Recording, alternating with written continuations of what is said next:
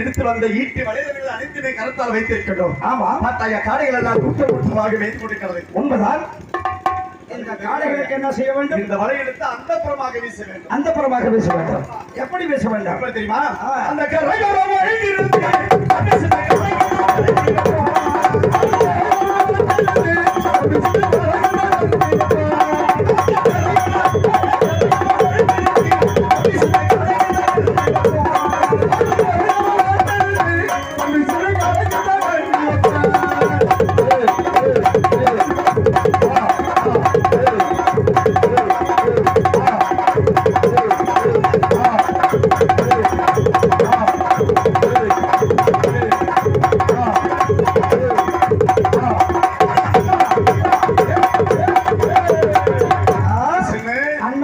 கரையோரமாக காலைக்கு கண்டு வைத்தவளவா இது என்னவோ விழுந்திருக்கிறது.